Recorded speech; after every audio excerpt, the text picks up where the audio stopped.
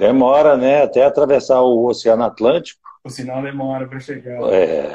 Não sei, ondas eletromagnéticas. Então vai a 300 mil quilômetros por segundo, é isso? Então tem um delayzinho aí, né? E aí, pessoal? Aí, ó, é sempre só os amigos é que vão entrando sempre primeiro. Obrigado a todo mundo que está entrando. É ótimo. Somos uma grande fraternidade, né? Como é que vamos esperando o pessoal entrar? A gente tem pouco tempo, não, tem todo o tempo do mundo, né? Até domingo aqui, a gente pode ir Você sabe, conversando. o Instagram, ele corta a gente sem muito rodeio, né? Então, tá bom. Vamos começando. Vamos. A gente está fazendo uma segunda edição, né? De um Sim, primeiro encontro que a gente teve, né? Conversamos na sexta, né? Que foi feriado, no dia 1º de maio. E aí isso. ficou a parte agora de fazer perguntas e respostas. É sempre bom essa Isso. parte. Então, Aliás, fazer obrigado uma coisa. a todo mundo. Foram várias perguntas, né, que foram enviadas para o canal da AME, para você. E obrigado por todo mundo que enviou pergunta. A gente acabou não conseguindo discutir todas elas na primeira rodada, né? O que a gente já esperava, né, Rodolfo? Porque a gente se empolga quando está falando e acaba. Eu não. Você que é o empolgado aqui na história, você sabe disso, né? Mas, enfim, só então também apresentar, uma apresentação breve. Eu sei que o Paulo não gosta muito dessas formalidades, né, Paulo? Mas só para o pessoal que às vezes não viu na primeira, para acompanhar nessa na segunda. Então, a gente vai dar um segmento ao tema da influência dos micro-organismos, vírus, bactérias, o mundo invisível, né? A influência dele na nossa evolução física e espiritual. Então, é uma conversa mais transcendental dentro de um cientista. Um cientista tentando transcender não é fácil, né? O Paulo é um grande amigo, vamos ler aqui, ó. Mas eu não vou ler tudo não, né, Paulo? Porque eu acho que a gente não teve tempo da outra vez, porque eu fui ler seu currículo todo aqui e deu problema. Então eu vou dar uma resumida hoje. O que ele é hoje? Além de estar um espírito encarnado, em evolução, trabalhando nas fronteiras aí, né? Da Fraternidade Sem Fronteira. A gente se conheceu numa caravana na África, né, Paulo?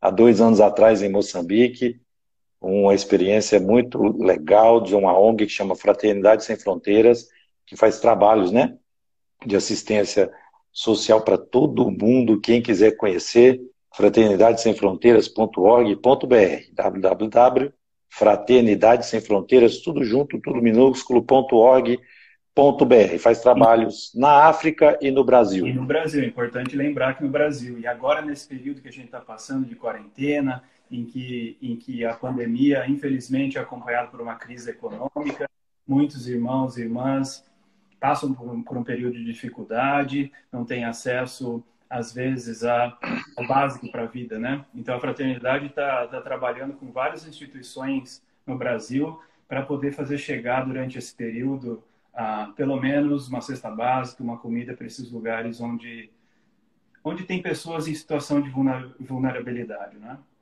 No Vai site aumentar, né? também. Nas Então, estatísticas, né? A previsão é que vai aumentar, né? As pessoas em risco alimentar, né? risco Como é que é esse alimentar. risco alimentar? Aquele que não tem um alimento, né, nas próximas 24 horas. Eu acho É que é uma difícil isso. discussão, não é exatamente que Enfim. passa fome, mas é que está em risco alimentar, é um pouquinho diferente, né? Ah, Então é a nossa solidariedade, hein, pessoal? Vírus solidário. Ele entra para mexer num código genético nosso para a gente ser um pouquinho mais fraterno. é. Já pensou que beleza nessa modificação? Então, passando essas primeiras partes de dar uma boa noite, aí é boa tarde, não, aí é boa noite ainda, né? A todo mundo que está na internet, tem gente que é bom dia, deve ter gente lá em Wuhan, lá na província de Hubei, na China, deve estar assistindo a gente, né? Aí Pode ser. esse pessoal lá é bom dia, né? Bom dia, boa noite, boa tarde a todo mundo que está acompanhando a gente. O Paulo hoje, ele é pós-doutor nos departamentos de oftalmologia, microbiologia e imunologia na Escola de Medicina de Harvard, em Boston. Ele é professor assistente no departamento de oftalmologia, na Escola de Medicina de Harvard. Gosta de pesquisar, né, Paulo? Pesquisador, gosta de metodologia científica, tudo, né? Gosto crônico. É, né? Tão curioso E para. atualmente está numa área mais de resistência bacteriana. E nós vamos conversar um pouco disso, hein? Essa que você me adiantou, hein, cara? Previsão para 2050, uma pandemia de superbactérias que não responde a nada, voltando à era da penicilina, hein? Ave Maria. Penicilina, é possível? Tá bom. E aí a gente vai então já começar nas perguntas e respostas. É, e esse eu peguei do que foi feito, essas primeiras, né, na sequência, até bom que a gente fez um roteiro, eu peguei das que ficaram para trás da outra, viu, Paulo? Tá bom. Então, na história, quando você estava escrevendo do caldeirão aquático, quente, o caos, no início era o caos em todas Era uma as sopa, escrituras. né? Então, no início era o caos, em todas as mitologias, desde nórdica, egípcia, grega, Sim, hebraica, oriental, sim. tudo era um caos inicial para equilibrar. E dentro da ciência era também o caos. O planeta Terra era uma ebulição em dois mundos, né? A gente lê o livro Evolução em Dois Mundos e entra em ebulição, né? E aí, e aí tem a primeira pergunta, é quem veio primeiro? Doutor Paulo, quem veio primeiro? Ah, O ovo ou a galinha? Não, desculpa, brincadeira. O vírus ou a bactéria? Parece que tem algumas teorias, né? Mas quem que veio primeiro? Eu andei lendo, parece que a bactéria é que veio primeiro, é isso? essa é uma pergunta interessante, né? Porque se a gente for pensar, a gente tem que pensar, e voltando no começo do Evolução em Dois Mundos, por exemplo, onde André Luiz começa descrevendo a formação do planeta a partir do fluido cósmico universal, e como o fluido cósmico universal é a fonte de toda a matéria que existe no universo, né? E a gente sabe que tudo se inicia a partir dessa sopa que você está falando, essa sopa primitiva, né? Essa mistura de elementos rudimentares, que eram átomos em estado rudimentar, átomos esses que vieram, que são formados a partir do fluido cósmico universal. Então, tudo na natureza e tudo na criação de Deus tem um processo evolutivo que começa do mais simples e vai se tornando mais e mais e mais complexo, até o ponto que a gente consiga formar estruturas mais complexas do que essas iniciais e depois formas de vidas cada vez mais complexas também até chegar nos animais superiores. E, portanto, quando a gente pensa nisso, nesse início todo, nessa sopa de átomos, de letrinhas de átomos que existiam no universo, esses átomos vão colidindo para formar moléculas e as moléculas vão formando as primeiras estruturas que existem no planeta. Essas estruturas são estruturas simples, que são as estruturas virais, né? Os vírus são mais simples do que as bactérias em termos de complexidade da estrutura deles. O vírus é basicamente uma molécula de DNA ou de RNA, que é o ácido nucleico, envolto por uma capa proteica que protege esse ácido nucleico e algumas vezes ele tem um envelope membranoso de lipídio, né? Então, ele não é um organismo vivo, ele não é considerado uma célula viva ainda, né? Ele é um parasita intracelular obrigatório. Fora do hospedeiro, ele é uma partícula inerte. Ele não tem capacidade de se replicar fora do hospedeiro, não tem maquinaria bioquímica. A bactéria, ela já é um pouquinho mais complexa do que o vírus, né? A bactéria tem capacidade de se replicar, tem metabolismo, ela consegue duplicar o próprio DNA, o próprio material genético, ela consegue transcrever e traduzir esse material genético em proteína, ela é mais complexa do que o vírus. E no capítulo 3 de Evolução em Dois Mundos, o André Luiz ele dá um pouquinho desse vetor inicial, ele começa descrevendo de onde começam as primeiras formas de vidas, né, no planeta.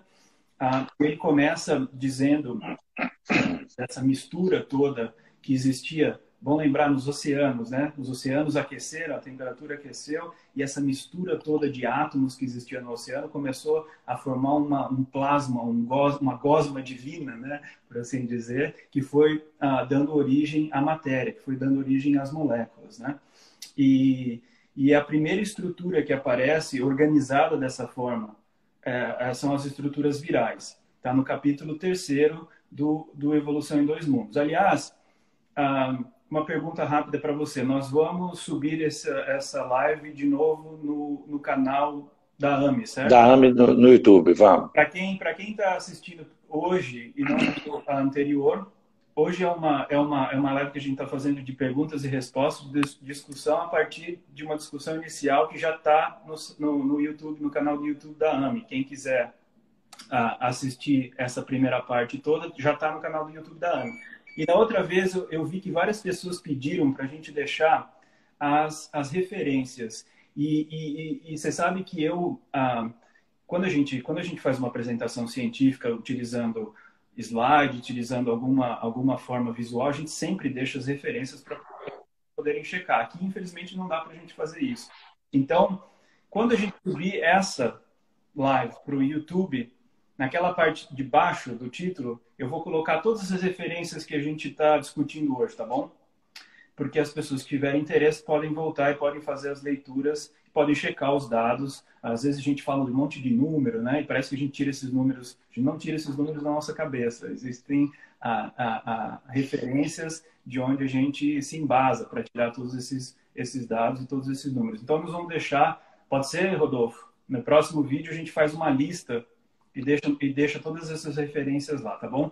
Então, no capítulo 3 do Evolução em Dois Mundos, André Luiz, ele fala da evolução da matéria, do átomo primitivo, até os reinos mais superiores, passando pelo reino vegetal, passando pelo início na forma de vírus, que ele chama de campo primacial, né, da existência. Não é ainda uma célula, é um campo inicial, onde a célula vai poder se formar depois, e a partir de algumas dessas estruturas virais se formam as primeiras bactérias rudimentares. E essas bactérias rudimentares, então, dão origem às primeiras formas de plantas inferiores, né? Algumas dessas Então, veio primeiro os vírus. Pela referência, os vírus vieram primeiro pela referência parte científica e espiritual, porque a ideia aqui é tentar sempre fazer essa correlação espiritual. Exatamente. E eu estou aqui só para ferver o negócio. Vou tentar te apertar, difícil, né? Mas vou te apertar. Você sabe que tem uma teoria de que as bactérias iniciais elas foram elaborando, foram melhorando a sua composição e produção de proteínas. Sim. Porque elas têm bactérias muito mais complexas, você fala, tem bactérias gigantes, né? Bactéria, aí quem sou eu para entrar nesse campo de bactéria, né? Você vive para estudar bactéria, né? Essa vida inteira só correndo atrás de bactéria. Mas, enfim, parece que tem uma vertente de que a bactéria estava lá antes do vírus e que parte desses fragmentos proteicos, a bactéria foi evoluindo e parte dessas proteínas, tipo, ficaram para trás, tristes, carentes, querendo um organismo de amor e veio correndo, pedacinhos proteicos vieram correndo e parece que criaram uma inteligência rudimentar própria e começou a infectar as próprias bactérias porque elas também quiseram caminhar na evolução. Sim. Imagina, então um pedacinho das bactérias ficaram para trás e elas foram, aí isso virou vírus e falou, não, eu também quero junto. E eles estão junto com a gente de 3,2 bilhões de anos atrás, eles estão aí com a gente até hoje, né? Nos dando lições. E é uma ideia que tem uma certa lógica, obviamente, porque eu acabei de falar que o vírus é uma partícula e que ele precisa de um hospedeiro, certo? Então, se começou pelo vírus, quem era o hospedeiro dele, né? Não é? Então, a gente não sabe, né? Pelo menos eu não tenho essa informação, nunca vi nenhum. E parece que dentro da biologia não tem reino. Desculpa a minha ignorância, mas parece que está certinho lá os reinos, né? Animalia, vegetal, fungo, monera. Cadê o reino para os vírus? Porque até então eles nem eram considerados seres vivos. Não... Então, que coisa o vírus, né? Se ele foi feito por Deus, né? Jesus não esteve aqui falando, sim, meu reino não é deste mundo. Os vírus também estão assim, cadê meu reino? A gente estuda eles em microbiologia, em doenças infecciosas, obviamente, mas são, como eu disse, não são considerados organismos vivos, né? Agora, essa ideia de que a bactéria teria surgido primeiro, que depois alguns pedaços dela teriam formado algumas estruturas virais, ela parte desse princípio que eu estava discutindo, que é se o vírus precisa de uma casa, de um hospedeiro, quem que aparece primeiro, o hospedeiro ou o vírus, né? Mas de acordo com essa informação que a gente tem aqui no capítulo 3º de Evolução em Dois Mundos e também de outras literaturas acadêmicas também, né? Esse processo ele não pode pular essa etapa de agregação de moléculas para para uma célula mais complexa, né? Ele foi passando por fases intermediárias, e essa fase intermediária foi, de acordo com várias teorias e também com o André Luiz aqui em Evolução dos Mundos, foram as estruturas virais. Segunda pergunta, aí começa, a gente tem que caminhar por isso, são terrenos meio áridos, né? Mas é bom que eu quero ver a sua opinião, né? Parte, então, pulou, ele veio e como é que é, geração espontânea, todo mundo tenta fazer vida, né, em laboratório. De repente, é muito complexo. Não conseguimos ainda, graças a Deus, né? Porque a gente ainda não tem moral suficiente para ter o conhecimento intelectual para mexer nesses mecanismos. Mas, enfim, esse, esse elemento vivo caiu aqui de paraquedas de outros planetas? Eu só estou interpretando a pergunta aqui. Você acha que veio de fora? Não, Aqui. o elemento que veio de fora não é elemento vivo, já pronto, né? Essa formação inicial de moléculas e de estruturas mais complexas acontece aqui na Terra, mas o átomo rudimentar a gente sabe que vem do universo, a origem do átomo rudimentar é poeira estrelar, né? É o resultado da morte de estrelas, de supernovas que explodiram há bilhões e bilhões de anos. Muito antes até da formação do Sol. Saiu bem, hein? Vou aproveitar o gancho. Pessoal, vejam alguns vídeos, eu sempre falo dele porque ele é demais. Ele fala isso, da poeira estelar, e ele filosofa bastante de que os verdadeiros, isso é o Dr. Marcelo Gleiser, Sim. que está aí, é vizinho pertinho de você, né? Ele está aí, né? Meu vizinho de estado aqui.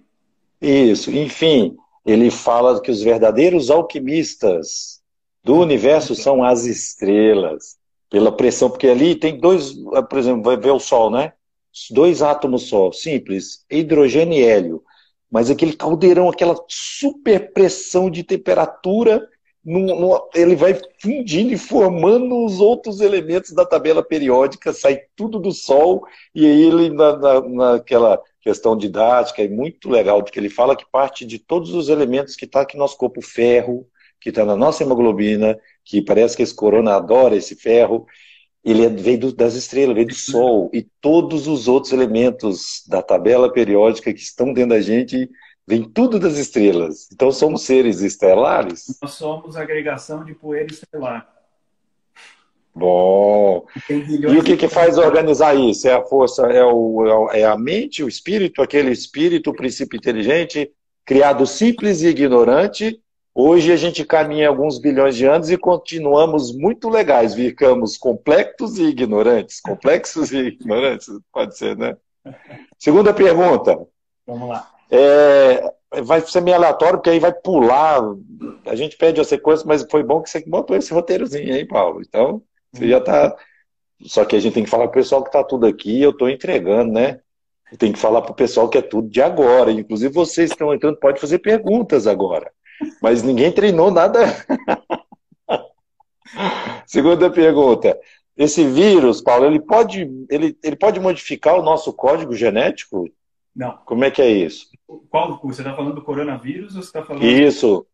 De outros vírus, porque parece que de 6 a 8% dos vírus ancestrais têm partículas que estão incorporadas no nosso código genético. Sim, essa coisa do vírus caminhando com a gente, ele ajudou a gente a evoluir na genética do corpo? Eu só quis clarificar quando você falou esse vírus, eu achei que você estivesse fazendo referência ao vírus mais famoso. Então eu amplio a pergunta. O coronavírus, ele tem esse poder, apesar que a gente não conhece muita coisa, Não, mas nenhum coronavírus tem, porque o coronavírus tem um material genético que é uma fita simples de RNA.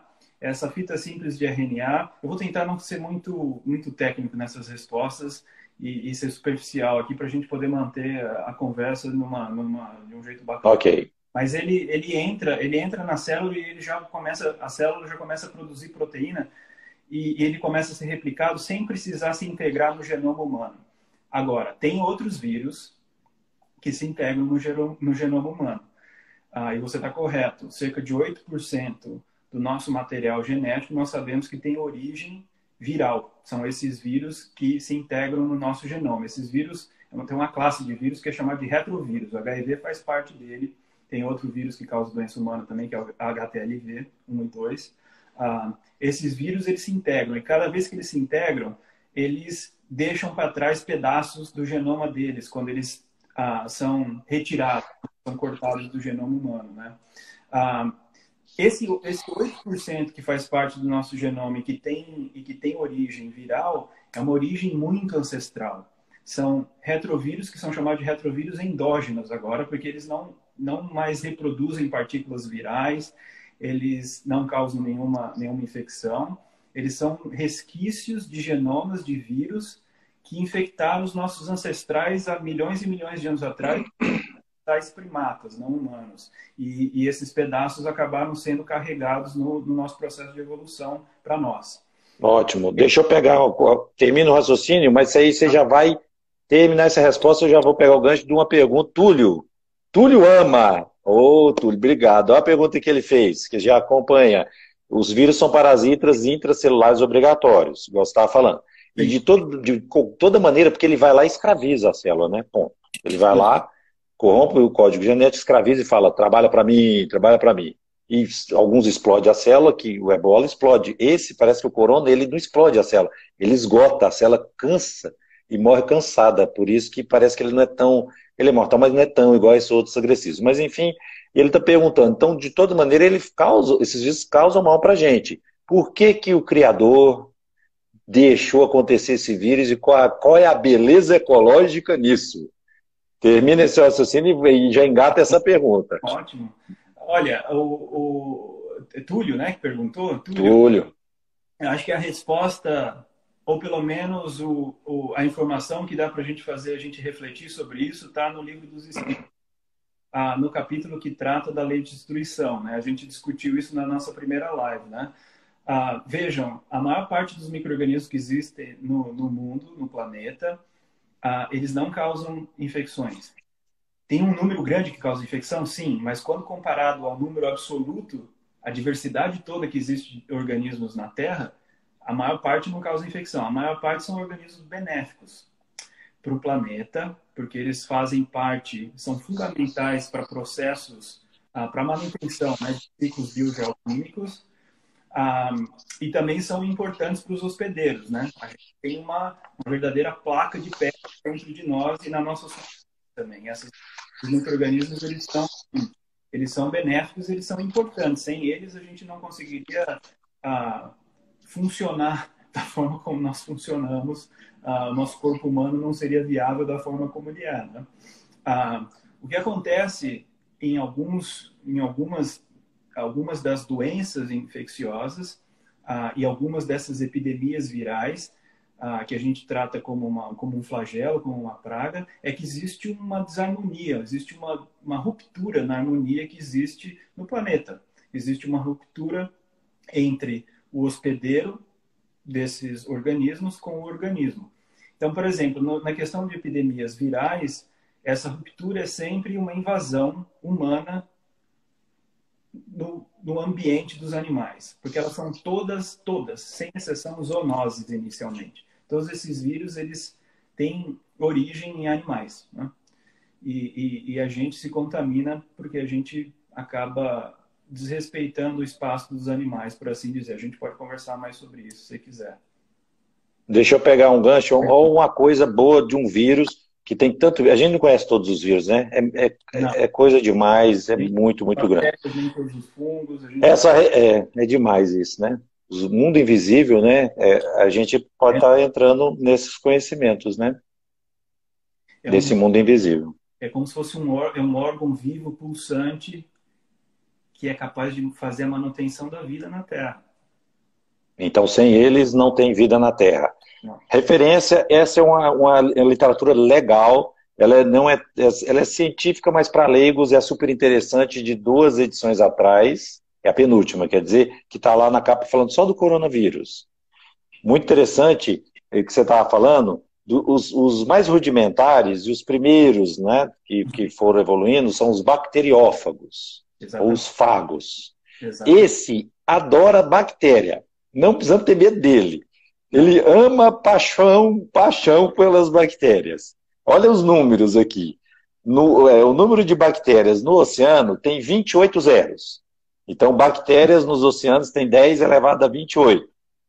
Isso significa que para cada estrela do universo visível, porque universo visível é 30%, mais ou menos, do que a gente consegue enxergar. Então, aqui ele falou que a gente enxerga, para cada estrela nesse universo, tem 10 milhões de bactérias na água.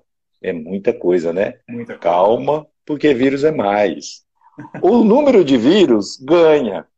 Eles são 31 zeros. Então, olha que guerra boa. Parece um Street Fighter maluco. 10 a 31 vírus versus 10 a 28 bactéria. E o vírus ama essa bactéria, especializada em entrar e parasitar. Então, há infecções virais de maneira incontáveis por segundo. Eles falam que o número de infecções virais que ocorrem nos oceanos por segundo tem 23 zeros.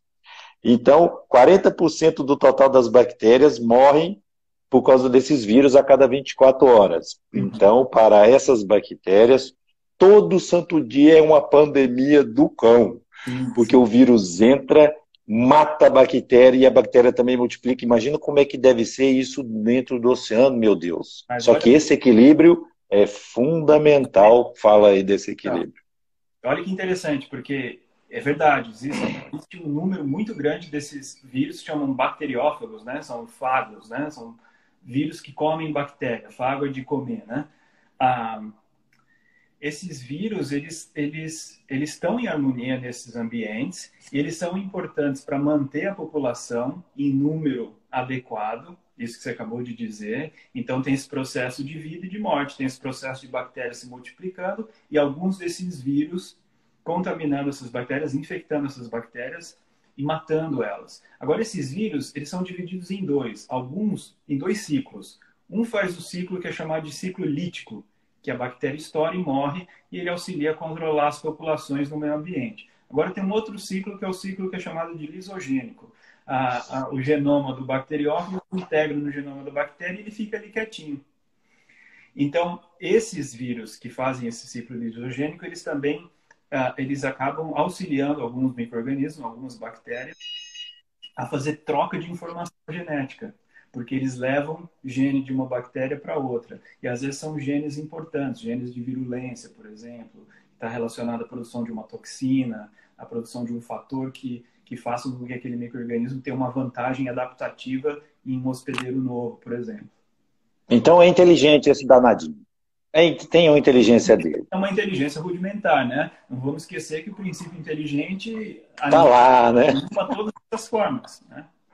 Quantos bilhões de princípios inteligentes tem num vírus, né? Se a gente for, agora está falando, né? Vamos no RNA desse Covid, esse é malvado. Depois eu vou até fizeram uma pergunta aqui, o quão ele é malvado, esse Covid, o SARS-CoV-2, enfim. Mas ele tem uma fitinha de RNA. Aí vamos só na parte do gene que codifica a proteína S-spike lá. Pá. Então esse é o código. Aí pega lá um açúcarzinho desse gene, pega um átomo de carbono, então agora de molécula, já ficando um átomo. O átomo de carbono, 6 elétrons lá, pega o núcleo desse átomo, quebra ele. Pum, o nome está pequeno, hein? Imagina, quebrou os prótons em quarks, mas parece que tem coisa menor. Vai indo lá pequenininho, de repente esse princípio inteligente criado infinitamente está aqui, bilhões dentro de um vírus, de um RNA, dentro de um vírus que está lá utilizando o processo que equilibra no planeta Terra e que alguns estão dentro da gente, equilibrando também as bactérias do intestino e dando um padrão de vida para a gente. Olha só como que a gente é conectado, tudo está em rede mesmo, não tem como. Nós somos codependentes, né? Toda a criação é codependente. Toda a criação de Deus é codependente. A gente precisa começar a pensar mais nisso, a se reverenciar mais a isso, a contemplar mais isso, né? Da importância de todos os organismos para a manutenção da vida no planeta, né?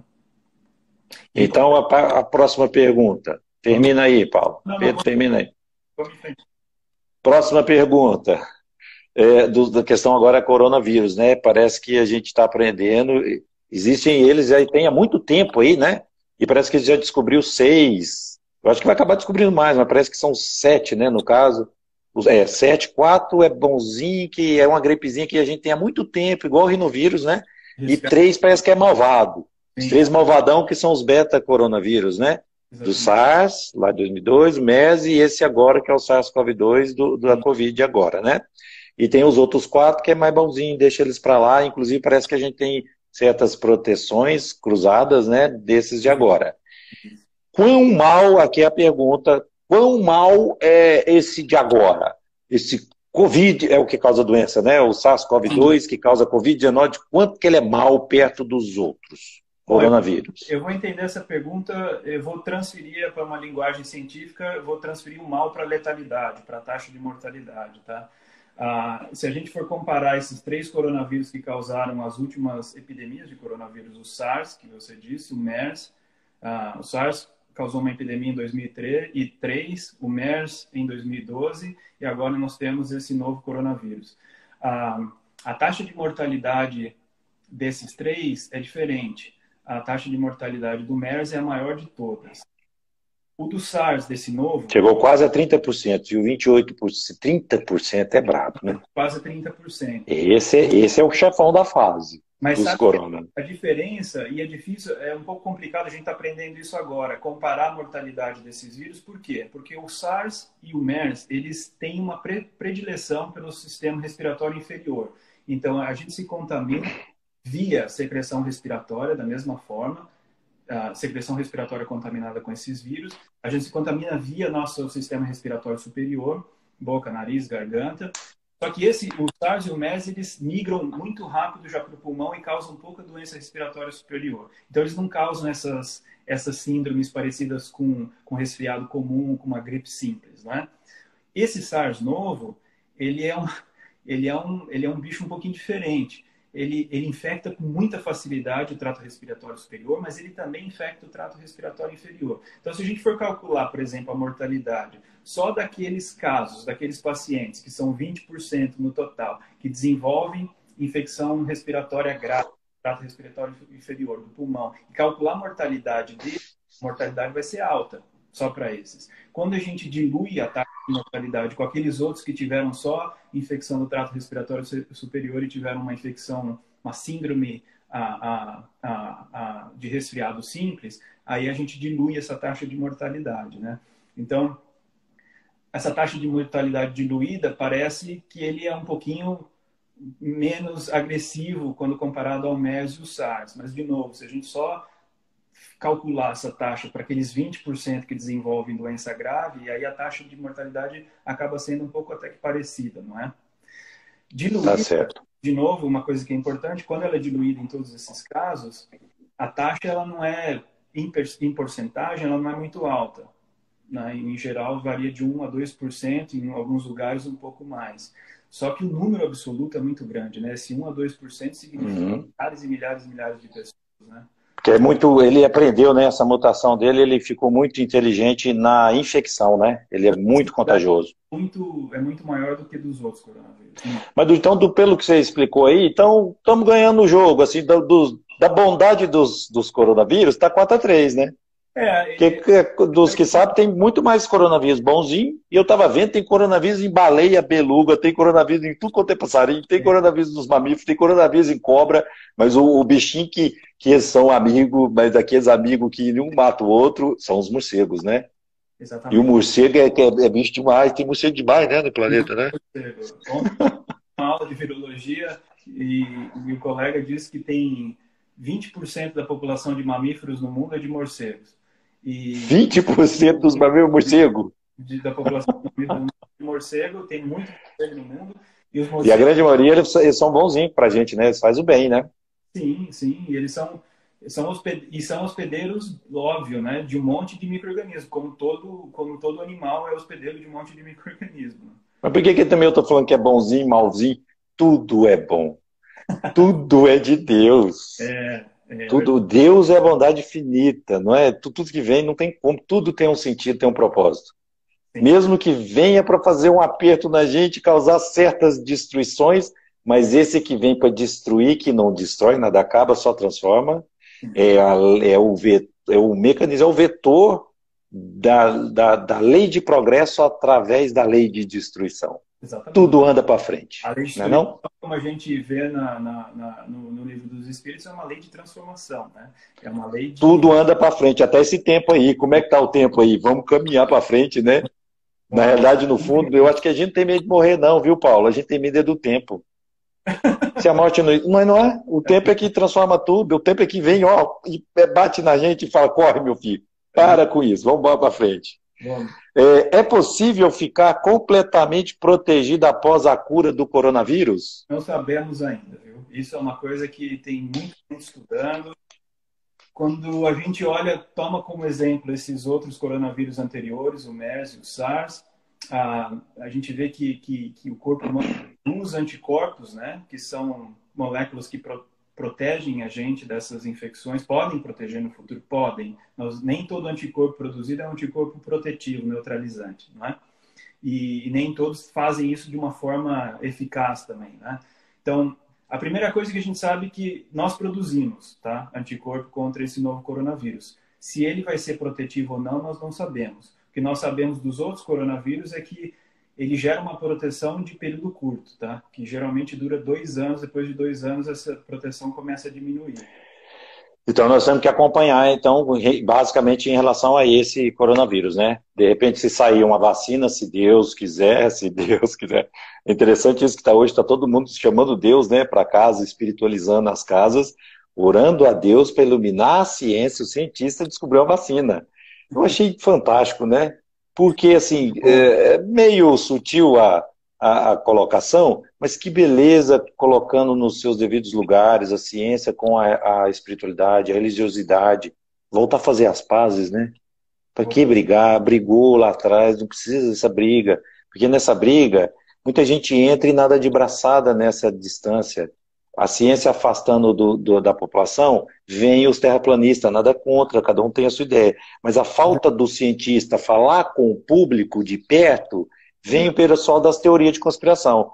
A falta dos religiosos cientistas falar de perto e juntar a religião com vocês, vem o pessoal que fala tudo é castigo e vem comigo. Cadê esse pessoal que vende a água e dá o passe? Eu estou sendo mais crítico para a gente ser honesto com a gente mesmo. Fechou todas as igrejas, todos os templos e o centro também, que tinha cirurgia de tudo quanto é jeito e também tinha oração de tudo quanto é jeito, tirava os tumores da cabeça do povo e esse pessoal agora sumiu tudo, tá tudo em casa com álcool em gel e máscara. Mas cadê esse pessoal nas igrejas para curar desse coronavírus? Agora todo mundo em busca do milagre que vai sair do laboratório. Eu acho que está sendo bom para pôr as coisas tudo nos seus devidos lugares. Eu concordo com você. Vamos lá. E sirva para isso.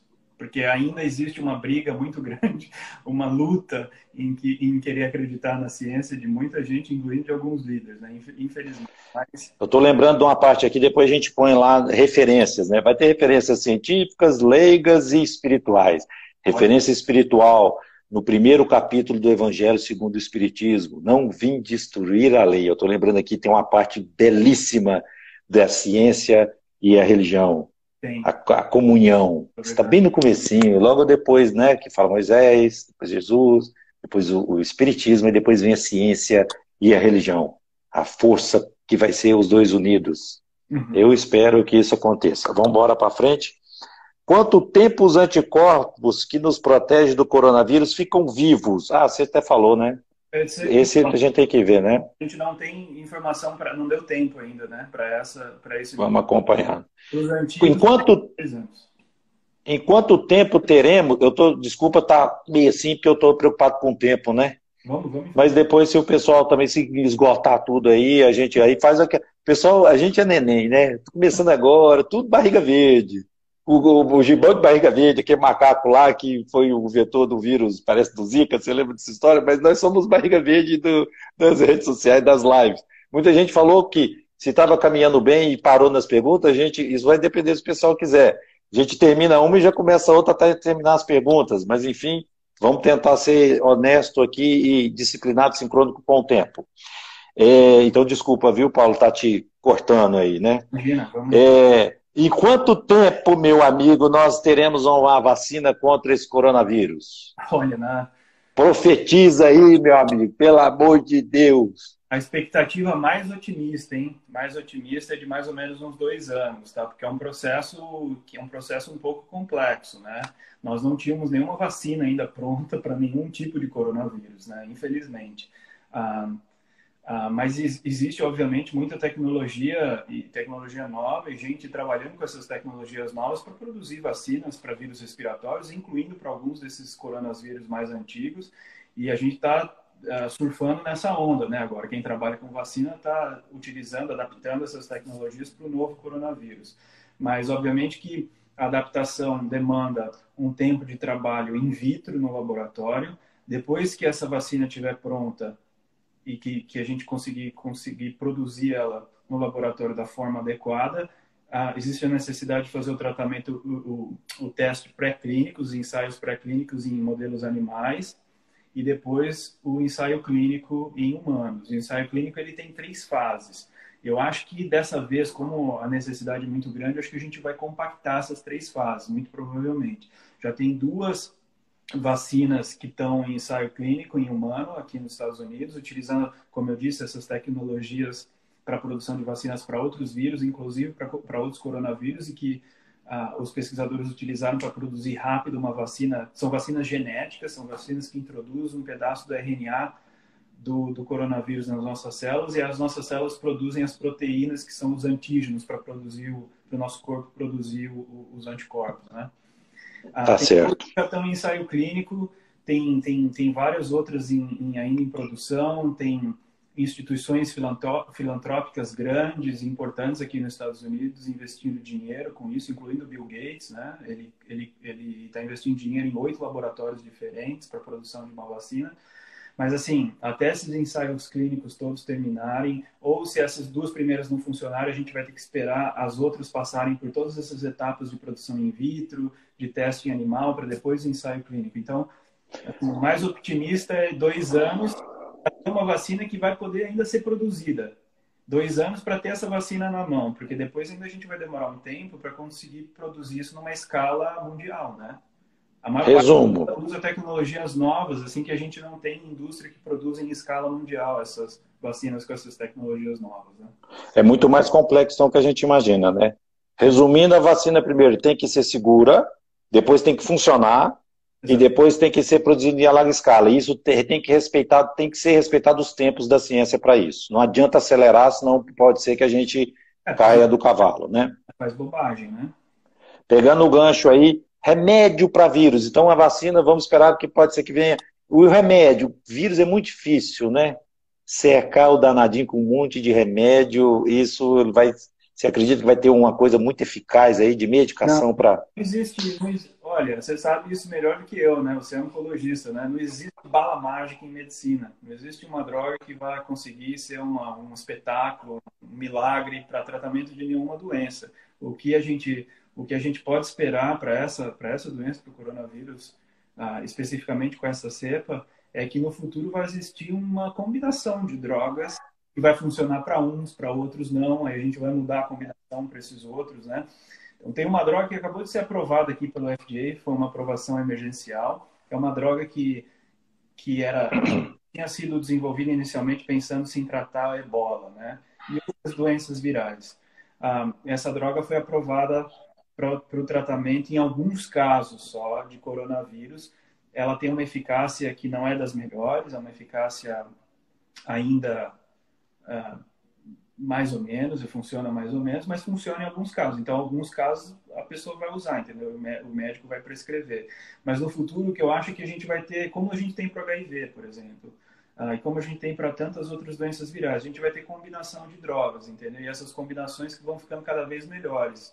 E a eficácia clínica vai ficando cada vez melhor. Você falou da questão da vacina, parece que ela caminha mais para produzir um anticorpo específico contra a proteína S-spike. S-spike que é essa que é tipo uma chave. Isso. Que ela entra na fechadura da célula, que é o ACE2, né? Pá, abriu, entrou. Isso.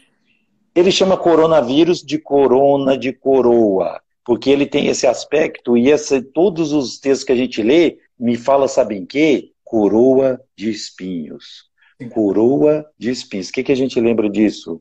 De coroa de espinhos agredir um verbo que veio ensinar, e às vezes parece que parece que é um aplicativo. O vírus é uma frequência, um aplicativo que vai absorvendo tudo que a gente vai jogando mentalmente para a natureza. Então ele vem com certos dados, entra na gente, parece que ele liga, e é um pendrivezinho que liga dentro da nossa célula para a gente acordar. Olha só. Então agora a salvação é plasma, plasma divino. Olha o plasma, que tem um anticorpo que vai se ligar na coroa de espinho do corona. Só que ele tem uma programação que ele entra e ele faz o quê? Ele vai correndo para o nosso código genético para fazer o quê? Corromper a célula, corrupção do código genético. Como que a gente estava vivendo aí, hein? A corrupção dos valores morais, corrupção de todos os elementos, a gente está... Tudo para mim é uma ação e reação. A gente entra numa frequência que vem uma coisinha que entra no nosso código genético, que é o que faz a gente, a receita do bolo, e que corrompe a gente. Olha a ação e reação da corrupção no macro e vindo lá dentro da célula. Lei de correspondência, hein? Que está em cima, está embaixo, o grande, o macro, comporta igualzinho no microscópio. Sim. Isso é muito legal, né? Essa questão de... Eu não tenho dúvida que isso não veio, porque quando a gente fala veio, parece que é uma providência divina para mandar um flagelo. E, de novo, voltando no Livro dos Espíritos, né? Kardec pergunta isso para os espíritos. E a resposta é que uma parte significativa desses flagelos acontece por imprevidência humana, por imprevidência nossa. Tem um componente antropogênico importante. E de novo, nessas epidemias virais, o componente antropogênico está lá. É a nossa mãozinha influindo na harmonia que existe entre esses micro-organismos com seus hospedeiros na natureza. Por exemplo, existe uma correlação bastante interessante entre a Revolução Agrícola, que aconteceu há mais ou menos 12 mil anos atrás, e um aumento de infecções nos seres humanos. A Revolução Agrícola aconteceu, como eu disse, há mais ou menos cerca de 12 mil anos atrás. Antes disso, a gente basicamente se alimentava de caça e de produtos que a gente coletava, de frutas, de legumes, de verduras, né? A gente vivia em grupos pequenos, tribos pequenas de seres humanos, algumas centenas, que era um número que era sustentável vivendo dessa forma. Quando a gente aprendeu a domesticar as plantas, verduras, quando a gente aprendeu a domesticar os animais para consumo próprio, a gente passou a viver em tribos maiores, em sociedades maiores, milhares de pessoas. Então isso aumentou a aglomeração e colocou a gente próximo dos animais. Então existe uma correlação quando a gente olha na história que trata da Revolução Agrícola, que acontece há mais ou menos 12 mil anos atrás, a gente vê um aumento, um fluxo de vários micro-organismos no nosso, causando doença e no nosso corpo, né? Tem várias datações, por exemplo, de árvores filogenéticas de micro-organismos que causam infecção humana, que o aparecimento coincide com a Revolução Agrícola. Né? Interessante. Isso é super interessante, porque essa nossa proximidade com os animais, e principalmente para a gente utilizar os animais para o nosso...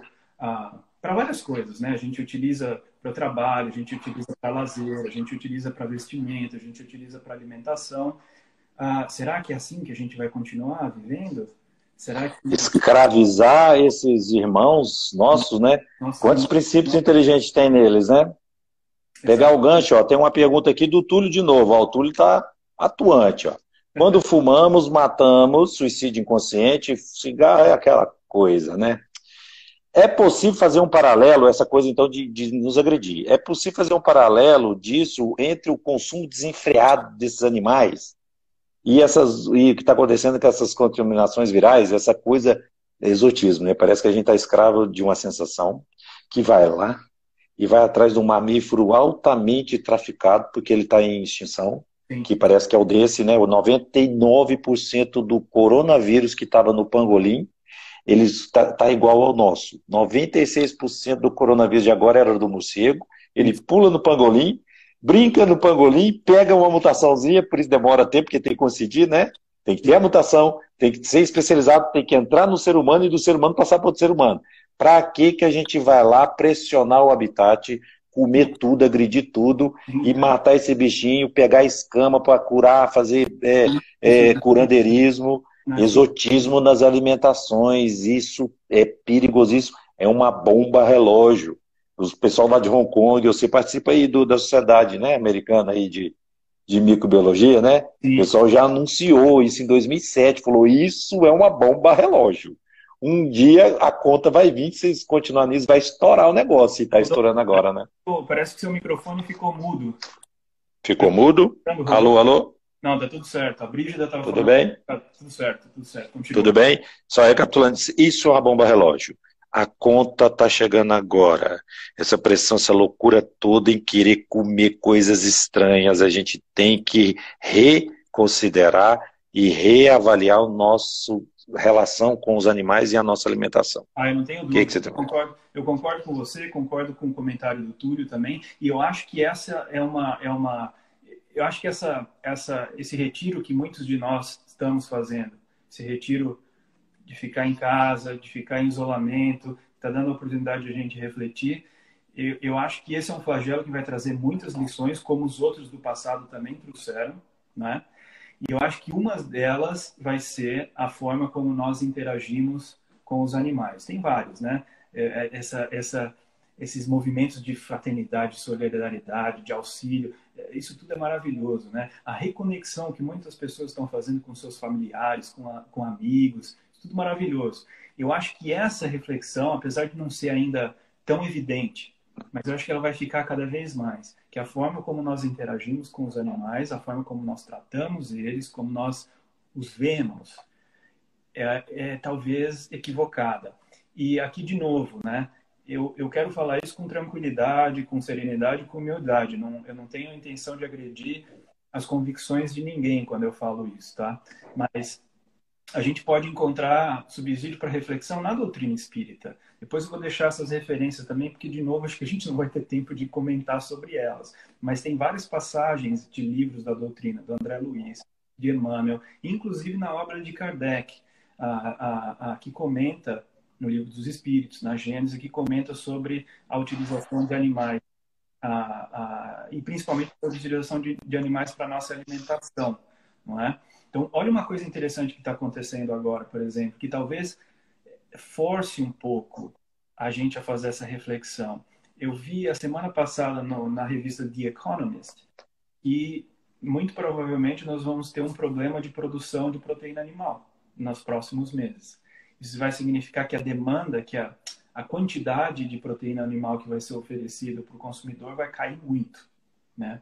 Então, é possível que muitos de nós tenham que se adaptar, comer um pouco menos de proteína animal por uma imposição que a gente não tem controle, que vai ser uma imposição do sistema de produção, não é? Pega o gancho aqui da pergunta do Alcino. Alcino, Alcino, Alcino. Ele é lá de Rio Verde. Esse Alcino amigo nosso. Ele pergunta, só que hoje ele está em São Paulo, em isolamento, em home office, né? Que é uma mudança também, né? Sim. 4% só da humanidade trabalha em home office. Eles estão prevendo que vai ter que chegar nos 30% para diminuir essa loucura de trânsito, combustão de petróleo, melhora no planeta, a gente fica mais calmo, mas tem as vantagens e as desvantagens. Depois a gente pode chegar lá. Mas ele pergunta, vegetarianismo ou veganismo, né? Tem uma pequena diferença aí, né? Parece que é um estilo de vida. É o caminho? Olha, Igual que você está falando. esse é o caminho apontado pela doutrina espírita. Vamos dar uma olhada. Vamos combinar uma coisa, se acabar essa, a gente reabre outra e faz mais uns minutinhos, só para a gente acabar essa reflexão, pode ser? Você que tá com o controle do tempo aí, você é o Cronos, Deus Cronos, você Tá? Falta 4 minutos. É. Tem mais 7 perguntas aqui, rapaz. Vamos abrir de novo? O Faz aí, a gente tem que esperar o pessoal aí, faz aí. que vocês acham, pessoal? Ah, Quem tá acompanhando, se essa daqui cair, a gente abre de novo. Porque aí a gente termina essa reflexão, porque isso aqui não vai dar tempo em 3 minutos, né?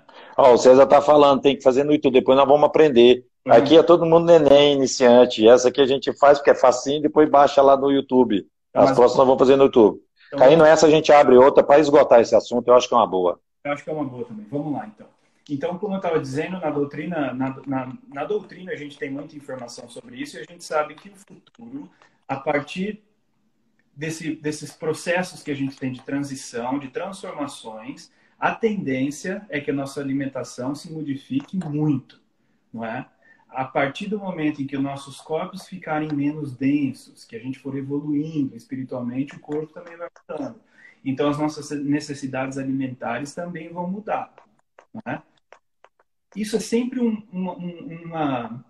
uma motivo de discussão importante, porque, de novo, Isso passa pela cultura das pessoas, pelas vontades de cada um. E, de novo, eu não estou aqui na posição de querer agredir nada disso. Eu só estou fazendo uma reflexão que é baseada no que eu estudei da doutrina espírita, não é? Então, por exemplo, tem uma passagem interessante de Nosso Lar, em que André Luiz relata uma confusão em Nosso Lar, capítulo 9. Capítulo 9, eu estou com o Nosso Lar aqui do lado. Qual que é o nome desse capítulo? Questões de alimentação. É alguma coisa assim, quer ver? Problema de alimentação. Problema. Eles ficam nervosos lá, né? O governador do Nosso Lar quis trocar a alimentação de lá. Por quê? Todo mundo aqui, eu acho que já assistiu o Nosso Lar ou leu o Nosso Lar, né? Que é o filme que... Dica boa, hein? Dica boa, hein? Netflix tá aí rolando, isolamento, vamos lá ver o Nosso Lar. Ele começa esse capítulo aqui dizendo que o governador faz uma modificação importante, propõe uma modificação, porque os governadores amorosos e da altura desses governadores do Nosso Lar, eles não impõem nada, né? Eles sugerem e discutem.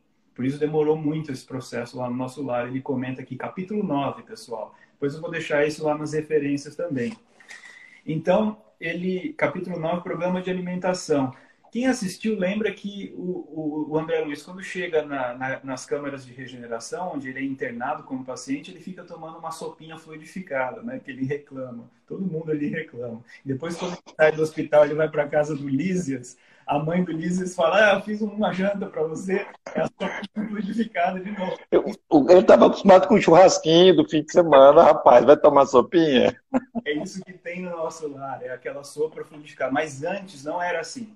E isso foi motivo de muito problema lá no Nosso Lar, porque antes a alimentação era mais grosseira e guardava aspectos ainda similares à da terra.